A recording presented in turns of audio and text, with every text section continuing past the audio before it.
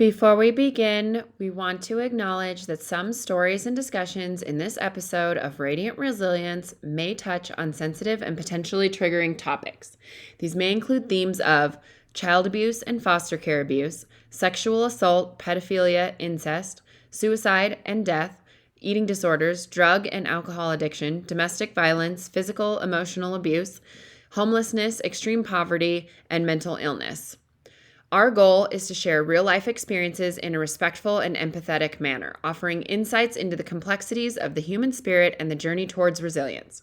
However, we understand that some content might be difficult for listeners. We encourage you to prioritize your well being and discretion when deciding to listen. Please remember this podcast is not a substitute for professional advice or support. If you find yourself needing assistance, we urge you to seek help from qualified professionals or trusted support systems. Your mental and emotional health is important to us. Thank you for your courage and for joining us in a space of understanding and compassion.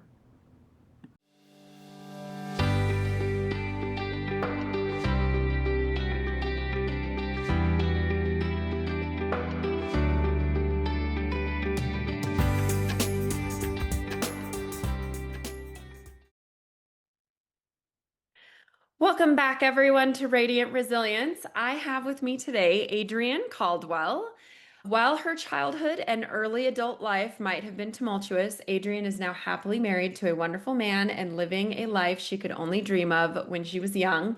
Adriene's daughter, currently at university, is, and will always be a handful, and Adriene wouldn't have it any other way. She is blessed to now live a rather bland life filled with family and friends and is a firm believer in the idea that boring is underrated. I love that little bio. Adriene, we're going to have some pretty deep conversations, I think, in this conversation. You've been through a lot, it seems like, and so that's a lovely little bio. After all of that, you've gotten to a happy ending, it seems. So welcome, and thank you so much for being here.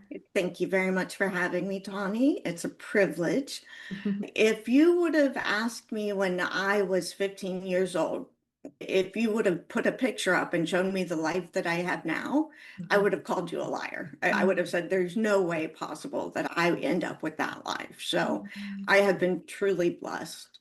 But my name is Adriene Caldwell. I'm the author of a book, Unbroken: Life Outside the Lines. It's the story of my life from early childhood to about early 20s. And it is the story of how I was either the witness to or the victim of the sexual assault of a young girl, the drowning death of another girl, emotional and physical abuse, extreme poverty, mental illness, homelessness, horrifically abusive foster care, bulimia, drug and alcohol addiction, pedophilia, death, suicide, and incest. So That's quite the list. yes, it is. But I've come out the other side and I am who I am today because of what I have gone through. So, I have heard that so many times in these conversations in my podcast of like, we've all gone through really hard stuff, and yet very few people would change it. Of course, there's aspects of it you would change, but loss of a loved one or something, like obviously you'd love like that loved one here or something like that. But overall, everybody has said it's made them into who they are today. That's quite common. I would love for you to chat a little bit about your foster care experience, if you don't mind. of course. So, my mother was schizophrenic and physically abusive. Mm. And there's a long tide of incidents and traumas and beatings. But ultimately, when I was 12 years old, my mother relinquished rights. Mm. I bounced to my best friend's family and then my aunt and uncle. And then I finally ended up in what is called therapeutic foster care. Okay. It's for the kids who have more needs, whether it be medical. For my case, it was emotional. So I was sent to this foster home that was meant to help girls with their emotional issues and to become better. And So was this a family then that you went to, or was this like when you say foster home, was that like with a bunch of kids, or what does that look like? so it was a woman, her Okay. two daughters. One was 22 and she had a 3-year-old. The other daughter was 16 in high school, and it was just a foster mother. And there would be between 4 and 6 foster girls at a time. Oh, wow. We actually had the master bedroom, which had a sink and a toilet attached to it. And there was one full bathroom in the house for all 8 to 12 of us, just depending. But this woman's name is the bitch from hell, Oh, yeah. TBFH. Okay. That's even how I refuse to name her. I'm not going to give her that power. And throughout my life, throughout that entire trauma list, everything that's happened to me, she is the only woman I have not been able to forgive. Mm. And I wish that I could. It would free me. I would feel lighter. I know that. But I don't know how to forgive what she did to us. Mm. And the abuse, and I'll get into details in a minute, but my schizophrenic, physically abusive mother, who my last beating was with a dowel rod, you know, the thing you hang your clothes on in the closet? That was my last beating from my mother. Never had a nightmare about my mother, but this woman, the bitch from hell, TBFH, I've had nightmares about her. I wake up crying Oh. as recently as a year ago. So that's the level of trauma that I went through with her. And again, this was supposed to be a therapeutic foster home. This was supposed to help the emotionally damaged girls. Now, living with her was hell. So the foster girls had the master bedroom. There were bunk beds, as I said, between 4 and 6 girls, but we were treated not even as humans or even pets. Animals are treated better than the way that she treated us. So we were not allowed to sit on the furniture. We had to sit on the floor like animals. When it was time to eat, the foster girls had their own utensils and dishes. We didn't use their dishes. When and the foster girls were the only ones that did chores, and chores is it's inaccurate. We were slave labor, Yeah. essentially. She taught us to paint, and I painted the inside and outside of her house, including her garage, where I was up on a 15-foot ladder in the middle of Houston summer heat Wow. painting her garage. Food. We didn't even get the same food. They would have steak and avocado, and we would get tuna casserole or hamburger helper. And it gets worse. So that one bathroom in the house, we had exactly 10 minutes from the time we walked in till the time we walked out. Now, while we were in there, we were not allowed to use their toilet. We Oh could my not sit on it. gosh. And the last foster girl to bathe had to clean the tub with Comet. It's a bleach powder cleanser. And the TBFH and her children and grandchild would not use the tub until a foster girl cleaned it. Question for a Sure, minute. go Because for I it. know from my understanding now, obviously this was, I don't know how many years ago, but many years ago. 92, 93. So now my understanding of that, the foster care and adoption system is that they do quite the extensive research and checks on these people that are going to take these kids in. And I know I've heard horror stories before of being foster care being in homes that were not Mhm. all exactly like that, but not great. So, like, how did this woman get approved Sure. for to take multiple foster children on? That's a very legitimate question. There is a very high demand for foster parents. And for many of the foster parents, it is a profession. They do it Because for they get income. paid by the government, right? Yeah. Yes, it's their sole source of income. All they know how to do is be a foster parent. They have no other professional skills. So they take in as many kids as they possibly can. They go through the evaluation, and the way it worked with my situation was the company that hired her contracts with the state of Texas. So she was not an employee of the state of Texas. She was the employee of an independent company that Okay. had the contract with Texas. So that right there, a level of detachment of oversight. Yeah. So the state could only, and social workers are so overwhelmed and overburdened. They have 30 kids at a time. And basically, it's a supply and demand issue. So, unless the foster kids are physically being beaten or sexually assaulted, really, if there's enough space in the home and a person willing to do it, they pretty much get approved, barring any criminal history. Wow. It's not that difficult. And it's horrible to acknowledge that, but that really is the case.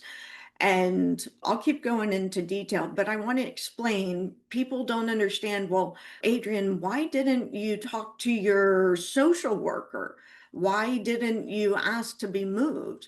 And it goes back to that supply and demand. I didn't have any family willing to take me in. The other choice, the reason I was in therapeutic foster care was because there were no homes available for regular foster care. It was the only way to get me into a home as opposed to a girls' shelter. Okay. And I had already been homeless with my mother the summer after fourth grade. So Mm. I knew how living in a shelter, I knew that scene. And I did not want that again. Maybe I would have been better off if I had, Yeah. but it was the devil I knew. Yeah. One time I was trying on swimsuits and I came out and TBFH looked me up and down and said, "Your thighs are fat. I'm surprised you haven't started throwing up to lose weight." Oh, dear God. And that started a 30 plus year battle with bulimia that Mm. honestly I struggle with to this day. Mm. So, How old were you at that when she said that? 14 or 15. I was with her for a total of 3 years. And actually, I was very lucky. My aunt and uncle, my aunt would come and pick me up every other weekend. I cleaned her beauty shop. So there was that. And then my brother was adopted into a family. They had originally taken my brother and me in. They had kicked me out. That's when I went to my aunt and uncle, and I wasn't well adjusted. That's how I went to foster care. But I would go spend one weekend a month with my brother and his adopted family. So Mm. I was actually fortunate. And she wanted to get rid of us as much as possible. Mhm. So, like, I don't know if you're familiar, but like YMCA Mhm. summer programs, where basically they hand you a juice cooler and a cookie and you spend your time in some crappy rundown park. But she just wanted rid of us as much as possible. So she's just doing this for the paycheck. Like, Absolutely. oh my gosh. Because then if you're not there, then she's not having to spend money on you and she's not having to actually take care of you. Oh Yeah. my gosh. Our allowance was $2.50 a week. And our essentials, toothbrush, toothpaste, deodorant. I remember one time I went to ask her for toothpaste. She made me go get my tube of toothpaste and show her. And she was like, "Oh no, there's still more in there. You can get it out." So she wanted to spend as little on us as possible. And when we had to go into her office, where mentor youth services, they're actually still in business. They don't do foster care in Texas anymore, Okay. but they still exist. She would stop at McDonald's in the morning, and if we wanted a McMuffin, we had to pay for it ourselves. And the same thing at lunch. We would go to some hamburger place, and if we wanted to eat lunch, we had to pay for it. And remember, we're getting $2.50 a week. Yeah. So, And we're not talking, this isn't like the 60s. You said this was the 90s. yeah, Things were cheap, but they were not, still not yeah, that cheap. Come no. on. The lady next door, her name was Helen. She had worked for the Texas prison system for over 30 years. And I have her quoted in a police report where she says, "That woman treats prisoners are treated better than how that woman treats those girls. And this was a woman who knew, literally knew how prisoners were treated. Yeah. My issues, what my service plan, my issues were depression, anxiety, and obsessive compulsive. For me, education and school and reading was my way out. It was my escape mechanism. Yeah,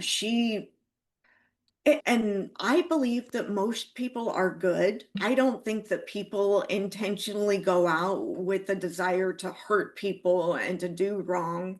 I think people make decisions, the best decisions they can with the information they have at the time. Like I try to be very positive, and I always assume that people come into an interaction with positive intent. Yeah. And I just, like I said, I can't bring myself to forgive her. One time I cleaned her bathtub, her bathroom with a toothbrush. So it just, we were not human. We were subhuman. Did We her even, daughters ever talk to you? no, no, absolutely not. And they were just okay watching. You said the one was like 22 and had her own kid, but I don't know, you think that would be old enough to watch your mom be doing these things and be able to step in and be like, this is wrong. This is not They were okay. part of it. They Ugh. were part of it. So the younger daughter just ignored us completely, just pretended we weren't there.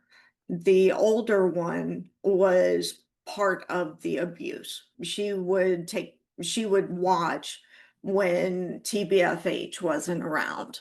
Mm. And yeah, we even had an alarm on our door.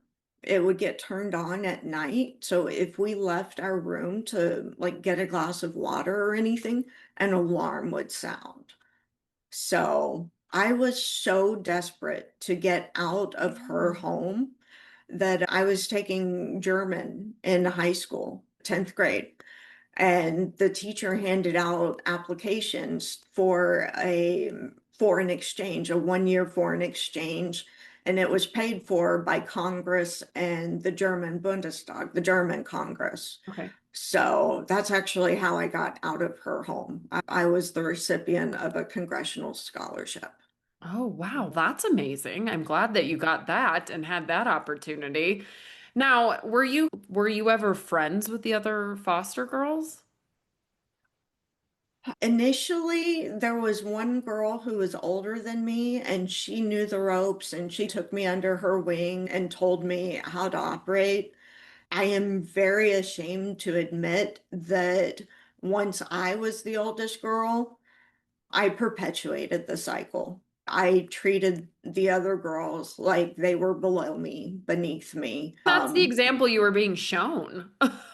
It's still not a good excuse. I No. knew it was wrong. And but I my self-esteem was so low that it gave me some power, some level of control.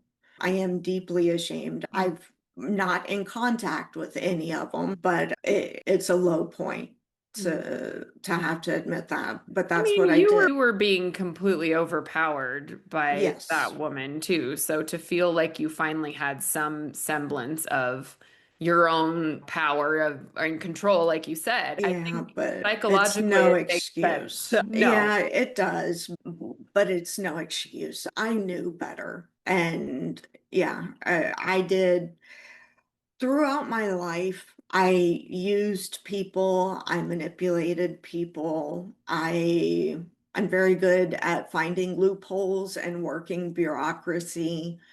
So yeah, it's there's no excuse for what I did. I have reasons, but they're not good enough. And if I were to ever encounter the girls that were there with me, I would apologize. I think So that says a lot about how far you've come and how much healing you've done. thank you. Thank you. Yeah. So yeah, the schizophrenic mother who beat me Mm. doesn't even come close to what TBFH, the bitch from hell.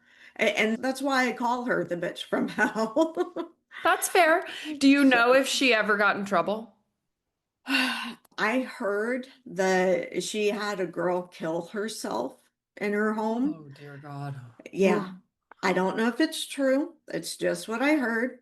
I heard that she had her license taken away in Harris County. Mm-hmm. And I think I found her new address. She lives in a different county now. And I reached out to that county and reported what I had been through. I never heard back from anyone, Oh. but I just, once I was able to go through my records. So, how this all started, when after I got out of CPS at 18, about 2 years later, I asked for my CPS case file. And Oh. I got this giant box, like this big, had two huge stacks of paper, and it was every piece of paper that had ever been written about me or my case. It included psychological evaluations, monthly reports, all of the clinical, the history of how I came into foster care, my mother relinquishing rights, all of it. And I had that box under my couch for 30 years. It was about 5 years ago before I could actually open it up and start going through it. That's And like reliving all of it all over again and having yes, proof that it all actually happened. it's on my website. I Mm. uploaded many of the documents. If you go to unbrokencaldwell.com, I've got photographs, I've got documents, and at the end of my book, I include the psychological evaluation that was done on me at 13. So when I first came into CPS, and I include the abuse diagram that showed the bruises and the markings on me from the last beating from my mother. They're included in the book. But yeah, I had tried over the years to go through the files and I couldn't. Emotionally, it was too much. And so finally, 5 years ago, I did. And I got so angry with TBFH that I reached out to lawyers. I reached out to anybody that I thought could help. I wanted some sort of justice, some sort of Yeah. punishment for her. And there was nothing I could do. And that's when I started writing. Mm. And over my life, historically, I've been very private. I ended up going to 13 different schools before I graduated high school. So I Oh. got very good at meeting people Mhm. and keeping the conversation all about them and not sharing my background. But the few people that I did share with, they would always say, you should write a book. Like Mm. I heard that so many times over, and I wasn't ready. But after going through my case files, I was ready. And that's when I started writing. Has It, to be real tough. it was hell. Mhm. Writing this book was hell because my coping mechanism has always been to put each trauma in a metaphorical box and put the box on a metaphorical shelf and close the door, and it's in the past, and just we don't go there. We don't think about that. And writing this book has meant that I've had to take out each box Mhm. and open the trauma up and look at it and go through it again. Your body really, there are scientific surveys and whatnot that say your body can't really tell the difference between going through the trauma and reliving the trauma. Like your body can't really distinguish. And that's sure as hell accurate for Yeah, me I can writing this book. imagine. But it is my deepest, most sincere hope that, as I mentioned before we started a recording, if I can impact one person's life in a truly meaningful, change their life type of encounter, I will consider it worth it, Mhm. worth all the trauma, worth all the pain. Yeah. If I can just help one person who's struggling or who has struggled, Yeah. that's my barometer for success. So, Can you talk to me? You mentioned living in a homeless shelter. Would you speak on that for a little while? sure. My schizophrenic, abusive mother, she could not afford to live on her own. She just didn't have any professional skills. And she tried a couple times. We had an apartment, I think it was second grade, and she worked at Luby's, a cafeteria style diner. but she never made enough money that she could really support us.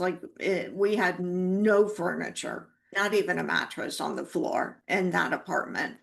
And ultimately, we ended up, I have two sets of aunts and uncles, and we had rotated between them off and on over life.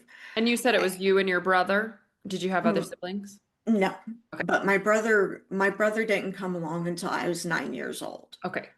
And my grandmother was actually my guardian and she protected me, but she passed when I was 7. Oh, geez. So I lost my protector, and she was the one who watched me while my mother worked. Okay. So losing her was just absolutely devastating. Yeah. And what it meant was there was no one who could protect me from my mother anymore. No one who could step in and say, the eldest son, Uncle John, he would talk to my mother.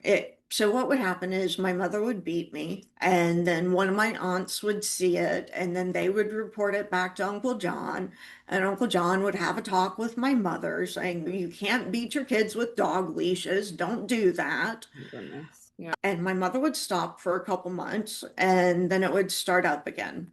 And I knew there was something wrong with my mother, and I was very angry that I didn't have a normal life. So I would push my mother.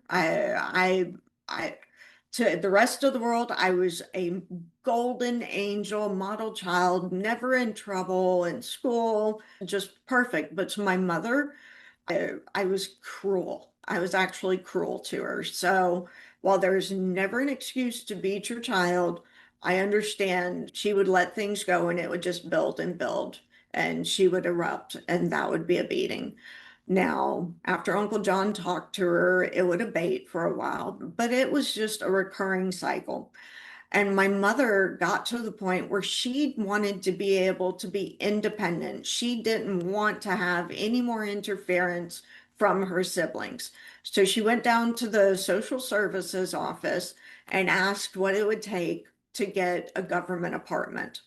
And they said, "You're living with family right now, so you're not as high of a priority as someone who's in a homeless shelter." Exactly. You see where this is going. So fourth grade ended, and my mother made the decision, and the three of us went to live in the Salvation Army homeless shelter in downtown Houston. Now, the shelter, my mother was a paranoid schizophrenic, so we didn't make friends, we didn't associate with anybody else.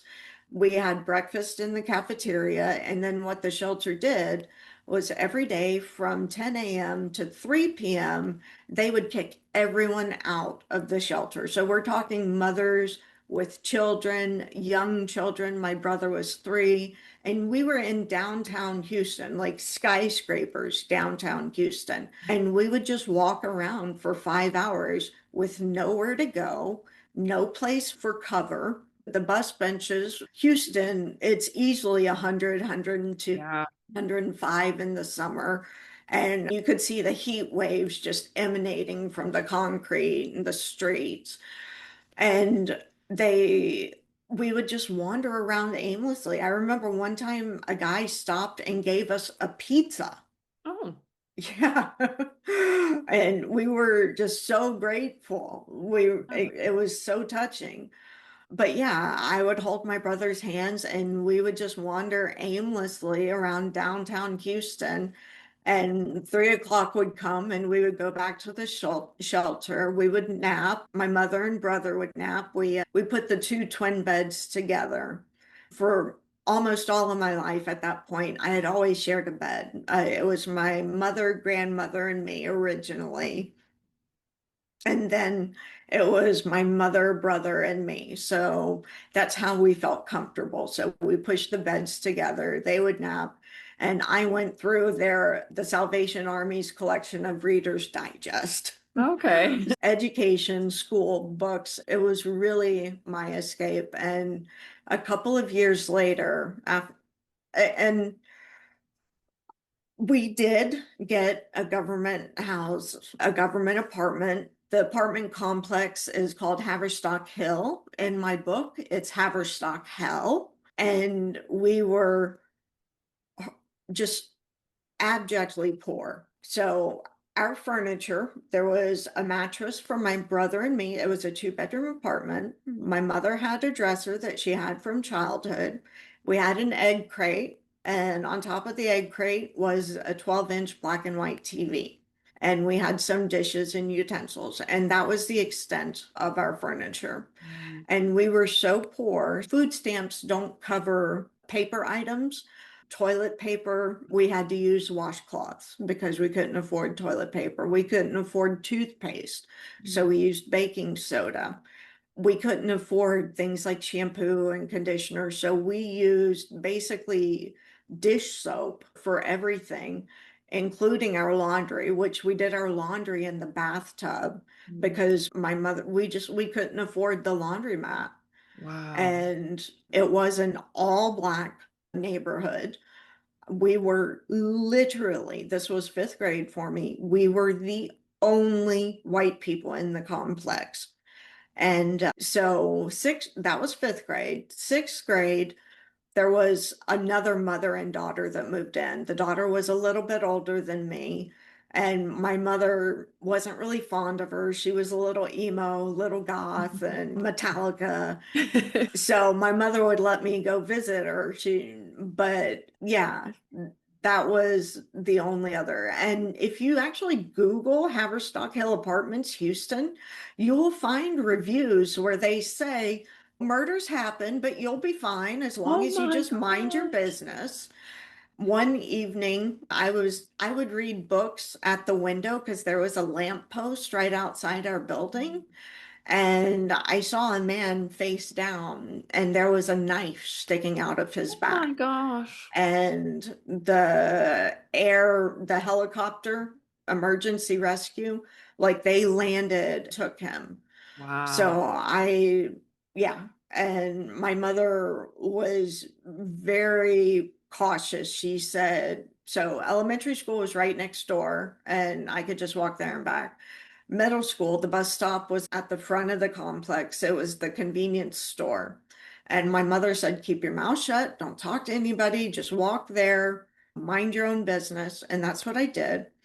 And one time there was this guy, this was seventh or sixth or seventh grader, black kid. He came up to me and he started giving me grief. He started picking on me. And this giant, like 6 foot tall, big black eighth grader came over and he said, you leave her alone.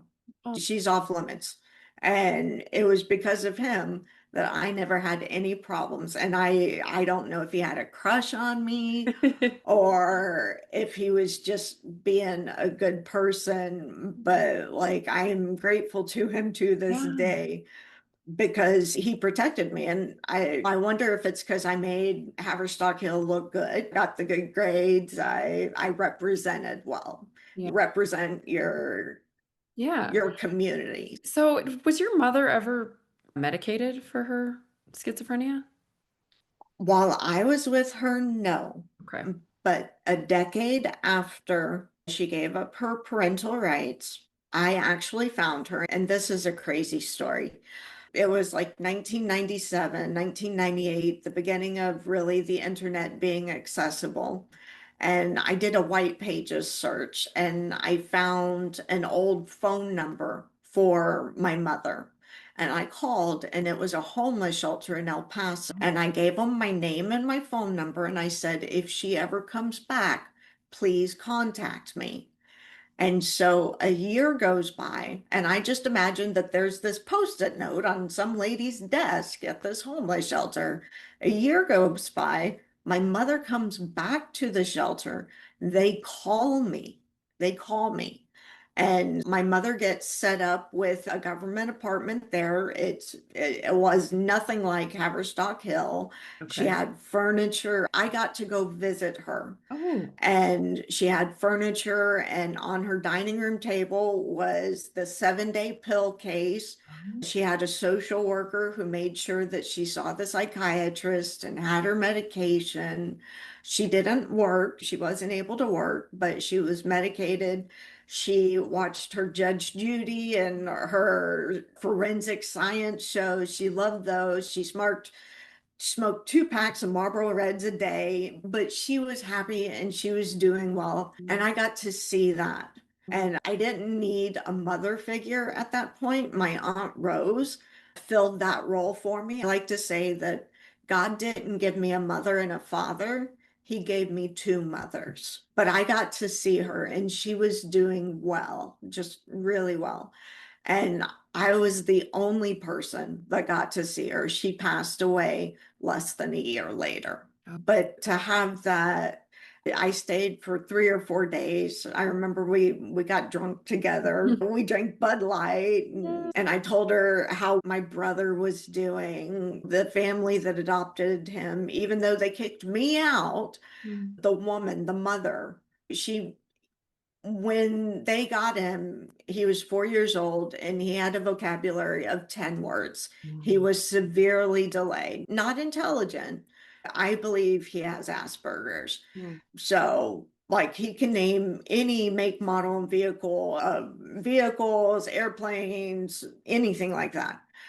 And I'll be forever grateful because she got him the therapy and the counseling and everything that he needed. And he's now married, he has a daughter. So I'm grateful to her for that. I didn't, kicking me out, I didn't really love that. Yeah, because that's what sent you to the foster care home, right? Well, I bounced to Aunt Rose and Uncle John. I wasn't in a position and I left and went into foster care. But, and unfortunately, none of her siblings got to see my mother. And I reassured them that she really was doing well. And I had that peace. I had that closure. I didn't need or want an ongoing relationship. Like, she would write me letters and I would write back, and I actually owed her a letter when I found out that she passed. There's that little guilt. I didn't write her back. I should have written her back sooner. But no, it's just the way things worked out just were amazing. Leaving foster care to do a 1 year foreign exchange in Germany, reconnecting with my mother. What are the odds that you call a homeless shelter and they keep your name and number Yeah. and notify me when she comes back, Yeah. to the shelter? I feel very blessed that I got to see those things. Yeah. And my year in Germany, I blossomed. I was with a wonderful host family and they treated me like an adult. In Germany at 16, you are and my host family was wonderful. My book is translated into German and I Oh, did it primarily for my host mom and my amazing. friend down the road. So I'm not quite sure how to market Amazon Germany, but I'll figure it out. I've figured most of Absolutely. this stuff out. That's so Um, cool. Do you still talk to them? Actually, I talked to my host mom this past week. I Amazing. send her flowers on Christmas. Oh. And before living with the host family, there were 300 Americans that got the scholarship out of thousands of applicants. And they broke us up into different groups and we went to stay in a youth hostel. Like, they rented the entire hostel out. It was only us 30 Americans and we did a 1 month foreign language camp. Okay. And my roommate actually called me yesterday. I haven't talked to her in Oh, over 30 years. And wow. she reached out. So yeah, it's like my past is coming. Yeah, I'm reconnecting with my past and it's really cool. Yeah. It's Are really you still cool. very fluent in German? Oh God, I was going to no. say a lot of Germans know English. Like, in fact, my husband and I joke because we travel a lot and we've met a lot of Germans while traveling. And we joke that like Germans have better English than we do. No. That might be true. So I can understand the majority of it. Now, at the I have two proud moments. So in Germany, near the end of my year, the math teacher, I went to gymnasium. It's like a higher level high school. It's intended for students who are going on to university. Like they have different tiers of high school. The teacher in front of the classroom, she was reaming them. She was like, the foreign exchange student got the highest grade on the math test. Guys, come on, the foreign exchange student. But I never spoke in public. I was too self-conscious to speak in public. But at the end of class, I went up to her and started talking to her, and she's like, "Oh my God, you speak German." I was like, "Yes." I never spoke like in class. I would never Oh. speak up. And then my like proudest, most accomplished moment, we were at the airport leaving Germany. And I was talking to this immigration control guy, and we were just having a conversation, just chit-chatting, blah, blah, blah. And it came time for me to give him my passport. And when I did, he looked at me and he's, "You're American?" I would have sworn that you were German. And I was like, "Yes, I did it. I became fluent, no accent. I did it." Amazing. But it's been 30 years. So I figure if I had 4 to 6 weeks of being back in country, then yeah, it would come back. Yeah. And my aunt's mom speaks German, and I visit her once a week, usually when I Okay. don't have a podcast. And she goes back and forth between English and German. In fact, I talk in my sleep, and my husband told me that 2 weeks ago I was speaking German in my sleep. So it's just like So, dormant in your brain, but it's there. yeah, yes, I had been to my aunt's mom and just thinking in German.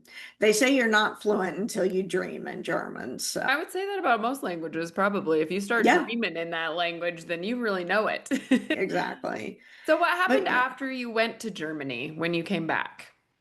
so I went and lived with Aunt Rose and Uncle John, and I lived with them it was my senior year of high school. And I was in a relationship with a much older man. I Mm, had been. It was very secret. mm, And yeah, and he was married. And when mm. his wife found out because of the age difference, basically she was forced to divorce him. He stuck me in an apartment while he tried to go put his family back together. It didn't work. And Surprise, surprise. we were off and on for probably 8 years Oh, wow. altogether. He sent me money while I was in Germany, Oh, and he would just put $200 or $300 bills in an envelope and just mail it to me. And like it always arrived. So nowadays, I don't think anybody puts cash in the mail. So, you and weren't supposed to back then either, yeah, and then to but mail it from here to another country, it's amazing. Like customs, somebody wasn't just yeah. like, oh, just pocket that. Yeah. Oh, the funniest thing, my host mom told me, she said, "Oops, came by today. You have a package." I was like, "Oops, oops, UPS, oops." Oh, that's hilarious. Oh man. So when that relationship ended, so you said it was 8 years Off off and and on. on in college. So I received scholarships, and when you're a ward of the state, I think it's true for most states, your tuition and fees are free if you go to a public state university. Okay. But I was taking 18 to 21 hours a semester, Ooh, including honors courses. okay. I actually graduated in 3.5 years. I have to say the half because I had one long distance course that I didn't complete by my Mm, summer deadline. But yeah, I was actually a stripper. Um, okay. and the man that I was with off and on, he gave me money so that I wouldn't strip. So Okay. even when we weren't together, Okay. so he made sure. So then what did you do after that situation ended? Mm, Spiraled hard. My drinking was, so I graduated college. I moved back to Houston. I had an international business degree. I walked the stage in August of '01, and then 9/11 happened, and my international business degree was useless, Oh man. and my drinking was out of control. Mm. And I basically used men to support myself. Oh wow. I have the saying, I tried on men the way other women try on clothes. Oh wow. So I'm not proud of this, but I had no way to support myself independently. And it wasn't until the birth of my daughter that I got my shit together. So Amazing how that really shakes a lot of people out of whatever they're doing prior to that. she was born August 7th, and I was completely overwhelmed. Her dad was actually on vacation in the US. He was from England, and we met while he had just graduated college, sold his house. He was on an American tour, and we met. And just to be clear, we got married for a green card. It was Okay. not because I was not knocked up. It Mm. was for a green card so he could stay. And I figured, yeah, I'll marry him. And if it doesn't work out, we can just get a divorce. We got married and got a wedding present. We conceived the Mm. weekend we got married. Oh, okay. Yeah, I'm not sure where I was heading with that, but yeah. You had your daughter, you said that she made you have to relook at things and change a bunch of things. She was born August 7th, and his parents came over to help. And I was so overwhelmed. I told him, I said, just take her, take your parents, go raise her. I can't do it. And so August 7th, she was born. And November 8th, I woke up on the bath mat in the bathroom because I was hungover. I was drunk the night before. And that was the day that I decided that I was going to raise my daughter. I was going to do whatever it took. And that meant stopping drinking completely. And yeah, I pursued education. I was a banker, and then I became a certified financial planner. I worked with an amazing company, and I became independent Mm. and a role model for my daughter. And I told her, I said, I don't care what you want to do, as long as you can live the life that you want to live to your standard without going into debt. Mm. So she wants to be a school teacher. And I explained to her, I was like, okay, that means you're going to drive a Ford or a Chevy, not a BMW or a Mercedes. Yeah. I was very much I was a senior financial advisor until actually, and this will be in book two, if there's a Oh, there's book book two, two. Yay. maybe.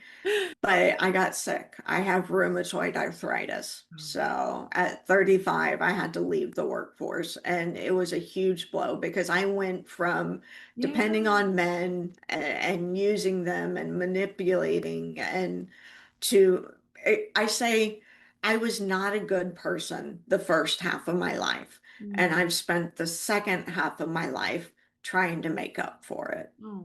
So, yeah. So is the book out now? You can pre-order it. Okay. Yeah, it's on Amazon, Barnes and Noble, all of those. And right now I've got the release date set at December 1, but I'm Okay. actually going to change it to October 7th. Oh. The print book won't be out, but the ebook and the audiobook will be out October 7th. That's what I've decided.